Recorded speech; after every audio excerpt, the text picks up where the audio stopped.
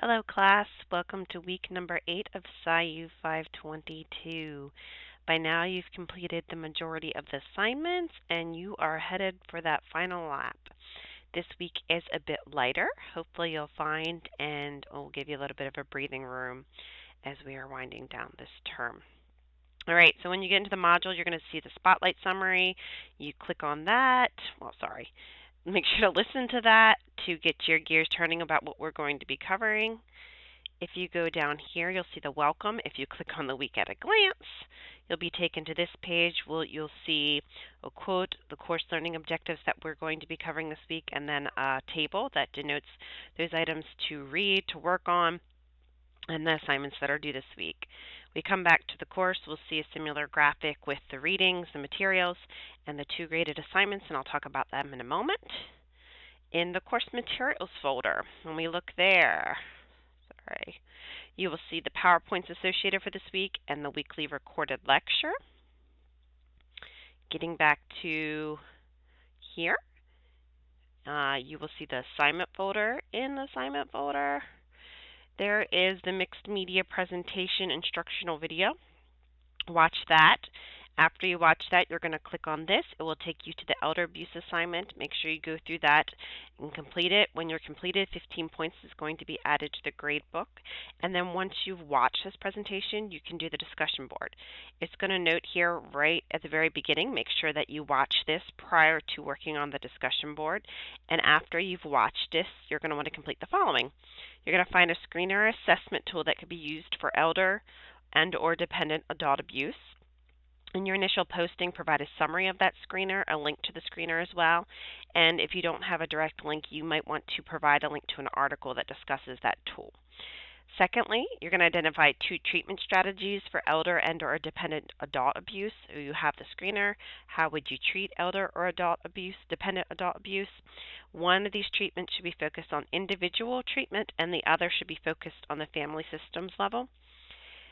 Third, you need to find a resource in your community that focuses on late adulthood or older adults. Provide a brief description of that resource and then a link for the resource. And then you're going to note that those first 3 bullet points are all written out. And then the 4th one is a video posting. So you're going to write all this out in text, and then you're going to include a video. It's a 1 to 2 minute video posting, and this posting you're going to review your experiences in this course. Talk about your biggest takeaway, how you plan to use the material within your present or future occupation, and then thoughts on the assignments, the resources, your instructor, and so on.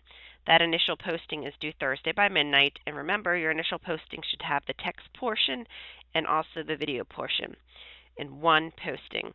The initial posting, it says, should be at least 300 words in length, and for your video, Screencast-O-Matic, another video application. I know Kaltura is having a lot of problems, so I would say stay away from that, but some sort of recording device. All right. Peer response postings, you have 2 due Sunday by midnight. There's also 2 parts to this as well. Within the first 3 bulleted points, you're going to review your peer's initial posting, and then once you do, in text, you're going to talk about any considerations that your peer should take into account with the screener that was shared. It could be cultural, developmental, so on. Secondly, what specific needs do you see a parent within the area of elder abuse, care, or support? And third, what reactions do you have when you're thinking about this population? Did you have any biases? Do you have any anxieties, and so on? Those first 3 bulleted points should be in written text format. And then your 4th bullet point, says to have a 1 to 2 minute video response to your peer, talking about how your peer influenced you throughout this 8-week course. So 2 peer response postings, the 3 parts of the text. The final part is a video response due Sunday by midnight. All right, getting back to the shell, the final folder down here below is activities. You're going to see a couple of videos, an article, and we have additional resources here as well. All right, good luck with your final week in this course. I hope you've enjoyed it. I hope you can see the impact of development within the treatment realm and how you can use this lens to help see your client, to help with case conceptualization, and also to make sure you're taking into account the various different elements of development in treatment and treatment planning.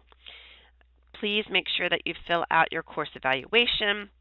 It's really important to get as many students to do so as possible because we do get those responses. We get to see the summary once the course is over. There's no identifying information, but it helps administration to know how we are doing within our courses, and then it helps me to know what I need to work on and the different strengths to continue to hone in on.